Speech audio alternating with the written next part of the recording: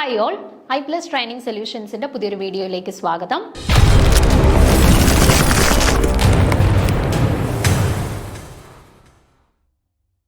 അപ്പോൾ എല്ലാവരും set exam ഒക്കെ കഴിഞ്ഞിട്ടിരിക്കുകയാണ്.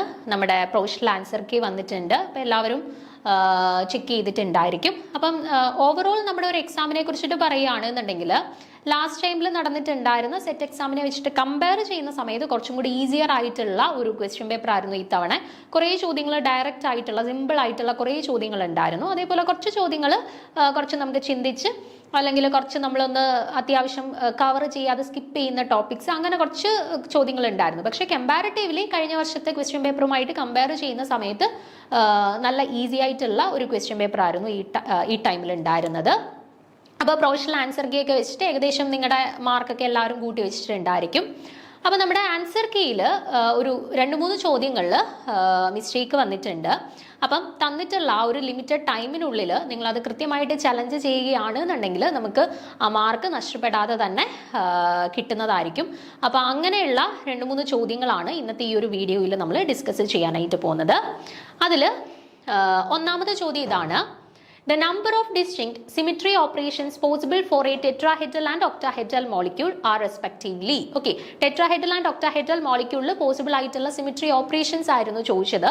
നമ്മുടെ ആൻസർ കീയിൽ ഓപ്ഷൻ എ 12 and 24 എന്നുള്ളതാണ് കറക്റ്റ് ആയിട്ട് കൊടുത്തിട്ടുള്ളത്. പക്ഷേ കറക്റ്റ് ആയിട്ടുള്ള ആൻസർ വരുന്നത് ഓപ്ഷൻ സി 24 and 48 എന്നുള്ളതാണ് കറക്റ്റ് ആയിട്ടുള്ള ആൻസർ. നമുക്ക് group theory by MS Gopinathan and V രാമകൃഷ്ണന്റെ ടെക്സ്റ്റ് അല്ലാന്നുണ്ടെങ്കിൽ നിങ്ങളുടെ കയ്യിൽ അവൈലബിൾ ആയിട്ടുള്ള മറ്റേതെങ്കിലും ഗ്രൂപ്പ് തിയറിയുടെ സ്റ്റാൻഡേർഡ് ആയിട്ടുള്ള ടെക്സ്റ്റ് ബുക്കുകൾ നോക്കിക്കഴിഞ്ഞാലും നമുക്ക് ഈ പറയുന്ന ടെട്രാഹെഡ്രൽ ആൻഡ് ഒക്ടാഹെഡ്രലിന്റെ കേസിൽ പോസിബിൾ ആയിട്ടുള്ള സിമിട്രി ഓപ്പറേഷൻസിന്റെ ഡീറ്റെയിൽസ് അവൈലബിൾ ആണ്. ഞാനിവിടെ ഇത് ഒഫീഷ്യൽ ആയിട്ടുള്ള ഒരു സൈറ്റിൽ നിന്ന് നിങ്ങൾക്ക് നമുക്ക് ഗൂഗിളിൽ നിന്നുള്ള ഇൻഫർമേഷൻ നമുക്ക് യൂഷ്വലി ചലഞ്ച് ചെയ്യുന്ന സമയത്ത് കൊടുക്കാൻ പറ്റത്തില്ല. പക്ഷെ ഒഫീഷ്യൽ ആയിട്ടുള്ള വെബ്സൈറ്റുകളിൽ നിന്നുള്ള ഇൻഫർമേഷൻസ് നമുക്ക് യൂഷ്വലി കൊടുക്കാം, പ്രശ്നമൊന്നുമില്ല.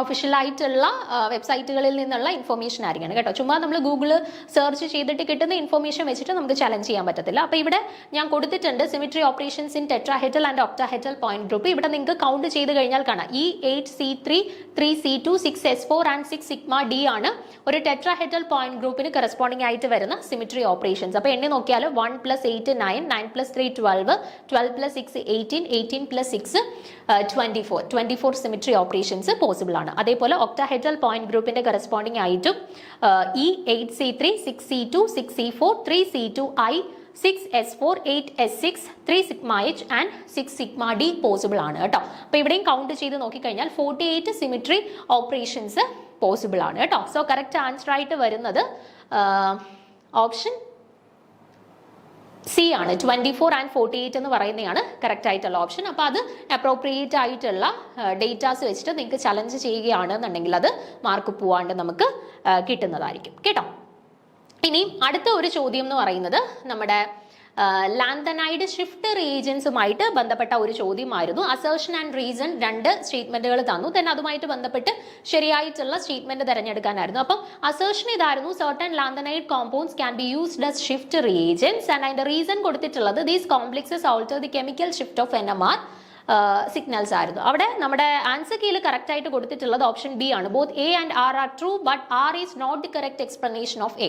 അത് നമുക്ക് വേണമെന്നുണ്ടെങ്കിൽ ചലഞ്ച് ചെയ്യാൻ പറ്റുന്ന ഒരു ചോദ്യമാണ്. കാരണം നമ്മുടെ ലാന്തനൈഡ് കോമ്പൗണ്ട്സിനെ നമ്മൾ ഷിഫ്റ്റ് റീജൻസ് ആയിട്ട് യൂസ് ചെയ്യാനായിട്ടുള്ള മെയിൻ റീസൺ എന്ന് പറഞ്ഞാൽ അത് NMR സ്പെക്ട്രത്തിൽ ഷിഫ്റ്റ് കൊണ്ടുവരുന്നത് കൊണ്ടാണ്, അല്ലെങ്കിൽ ഷിഫ്റ്റ് ക്രിയേറ്റ് ചെയ്യപ്പെടുന്നത് കൊണ്ടാണ് നമ്മൾ അവരെ ലാന്തനൈഡ് ഷിഫ്റ്റ് റീജൻസ് എന്ന് അറിയപ്പെടുന്നത്. ഓക്കെ, അപ്പോൾ അത് രണ്ടും കറക്റ്റ് ആയിട്ടുള്ള സ്റ്റേറ്റ്മെന്റ് തന്നെയാണ്. ഒന്നാമത്തേന്റെ കറക്റ്റ് ആയിട്ടുള്ള ഒരു എക്സ്പ്ലനേഷൻ തന്നെയാണ് രണ്ടാമത്തെ എക്സ്പ്ലനേഷനും കേട്ടോ.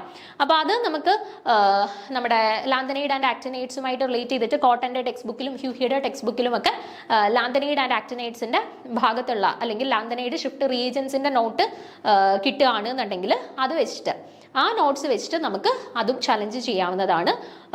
ഇതും നമുക്ക് മാർക്ക് പോവാണ്ട് തന്നെ മാർക്ക് സ്കോർ ചെയ്യാനായിട്ട് പറ്റുന്ന, അല്ലെങ്കിൽ നമുക്ക് ചലഞ്ച് ചെയ്യാൻ പറ്റുന്ന ഒരു ചോദ്യമാണ്. പിന്നെ ഒരു കാര്യം, നമ്മുടെ NMR ഷിഫ്റ്റ് റീജൻസുമായിട്ട് ബന്ധപ്പെട്ട് മറ്റൊരു ചോദ്യം കൂടെ നമ്മുടെ ക്വസ്റ്റ്യൻ പേപ്പറിൽ ഉണ്ടായിരുന്നു. 4 സ്പീഷീസുകൾ തന്നിട്ട് അതിൽ ലാന്തനൈഡ് ഷിഫ്റ്റ് റീജനിന്റെ എക്സാമ്പിൾ ഏതാണെന്ന് ഐഡന്റിഫൈ ചെയ്യാനായിട്ടുള്ള ഒരു ചോദ്യം. ആ ചോദ്യത്തിൽ നമ്മുടെ യൂറോപ്യത്തിന്റെ EUDPM ത്രൈസ് എന്തോ ആയിരുന്നെന്ന് തോന്നുന്നു. യൂറോപ്യത്തിന്റെ സ്പീഷീസ് ആണ് നമ്മുടെ കറക്റ്റ് ആൻസർ ആയിട്ട് കൊടുത്തിട്ടുള്ളത്. പക്ഷെ നമ്മുടെ ഓപ്ഷൻസിൽ ഈറ്റോബിയത്തിന്റെയും സിറിയത്തിന്റെയും സമേറിയത്തിന്റെയും ഒക്കെ സ്പീഷീസുകൾ കൊടുത്തിട്ടുണ്ട്. അപ്പം യൂഷ്വലി അവിടെ യൂറോപ്യത്തിന്റെ സ്പീഷീസുകളാണ്, europium FOD thrice ADPM thrice ഒക്കെയാണ് നമ്മൾ സാധാരണയായിട്ട് മോസ്റ്റ് കോമൺലി യൂസ് ചെയ്യുന്ന രണ്ട് ലാന്തനൈഡ് ഷിഫ്റ്റ് റീജൻസ്. പക്ഷെ അതിനോടൊപ്പം തന്നെ ഈറ്റോബിയത്തിന്റെയും സിറിയത്തിന്റെയും സമേറിയത്തിന്റെയും ഒക്കെ സ്പീഷീസുകളും യൂസ് ചെയ്യുന്നുണ്ട്. ഓക്കെ, അപ്പൊ അതും നമുക്ക് വേണം എന്നുണ്ടെങ്കിൽ ഹ്യൂഹിയുടെ റെഫറൻസ് വെച്ചിട്ട് ചലഞ്ച് ചെയ്യാം. പക്ഷെ അത് കിട്ടുമോ എന്നുള്ള കാര്യത്തിൽ 100% ഷുവർ ഇല്ല. കാരണം നമ്മൾ കൂടുതലായിട്ട് യൂസ് ചെയ്യുന്ന, മോസ്റ്റ് പ്രോബബ്ലി യൂസ് ചെയ്യുന്നത് യൂറോപ്യത്തിന്റെ സ്പീഷീസുകളാണ്. ചിലപ്പോൾ അതുകൊണ്ടായിരിക്കണം അവർ യൂറോപ്യത്തിന്റെ ആൻസർ അതിൽ കറക്റ്റ് കൊടുത്തിട്ടുള്ളത് കേട്ടോ. വേണമെന്നുണ്ടെങ്കിൽ നമുക്ക് പ്രോപ്പർ ആയിട്ടുള്ള എവിഡൻസ് കിട്ടുകയാണെന്നുണ്ടെങ്കിൽ ഹ്യൂഹിയുടെ കൊടുത്തിട്ടുള്ള കാര്യങ്ങളൊക്കെ വെച്ചിട്ട് വേണമെന്നുണ്ടെങ്കിൽ നമുക്ക് അതും ചലഞ്ച് ചെയ്യാൻ പറ്റുന്ന ഒരു ക്വസ്റ്റ്യൻ ആണ് കേട്ടോ. പിന്നെ വരുന്നത് നമ്മുടെ ഗ്രൂപ്പ് തിയറി റിലേറ്റഡ് ആയിട്ട് തന്നെയുള്ള ഒരു ചോദ്യമാണ്. Identify the false statement among the following. ഇത് നമുക്ക് പ്രോപ്പർ ആയിട്ട് ഇതിന്റെ ആൻസർ ആയിട്ട് നമുക്ക് ചലഞ്ച് ചെയ്യാൻ പറ്റത്തില്ല. നിങ്ങൾക്ക് ഗ്രൂപ്പ് തിയറിയുടെ ടെക്സ്റ്റ് ബുക്കിൽ നിന്നും Cn raised to n is equal to E, sigma raised to n is equal to sigma when n is equal to odd and sigma raised to n is equal to E when n is equal to even. ആ datas നമുക്ക് group തിയറിയുടെ ടെക്സ്റ്റിൽ നിന്ന് available ആണ്. ആ ഡേറ്റാസും then ഇത് നിങ്ങൾ return ആയിട്ട് എഴുതി അതിന്റെ എവിഡൻസസ് കൂടെ വെച്ച് അയക്കുകയാണെന്നുണ്ടെങ്കിൽ നമുക്ക് ഇത് ചലഞ്ച് ചെയ്യാൻ പറ്റും. ഇനി ഈ ഒരു ചോദ്യത്തിന്റെ ഒരു കാര്യം എന്ന് പറഞ്ഞാൽ ഇവിടെ മൾട്ടിപ്പിൾ ആൻസേഴ്സ് വരുന്നുണ്ട്. നമുക്കിവിടെ ഫോൾസ് സ്റ്റേറ്റ്മെന്റ് ഏതാണെന്നാണ് ചോദിച്ചിട്ടുള്ളത്.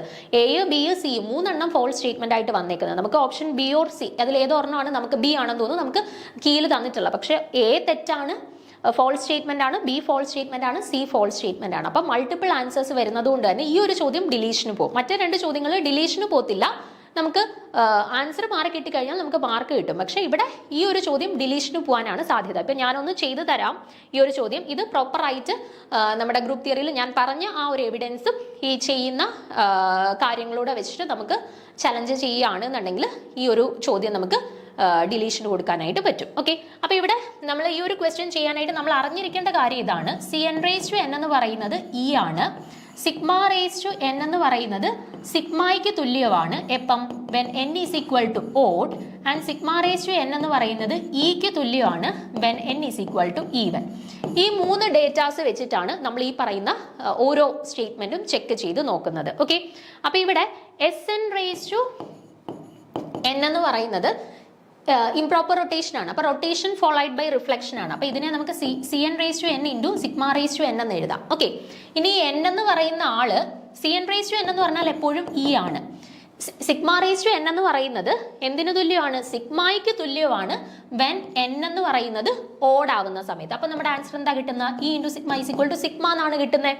ഇനി സിഗ്മ റേസ് ടു n എന്ന് പറയുന്നത് എന്തിനു തുല്യമാണ്? ഇക്ക് തുല്യമാണ് when n is equal to even. അപ്പം നമുക്ക് ആൻസർ എന്ത് കിട്ടുന്നു?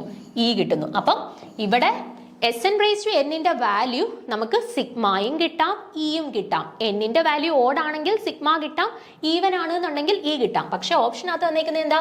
എല്ലാ വാല്യൂസ് ഓഫ് n-നും Sn raise to n value ഇയെ കിട്ടുള്ളൂ എന്നാണ്. പക്ഷെ ഈ ആണോ കിട്ടുക?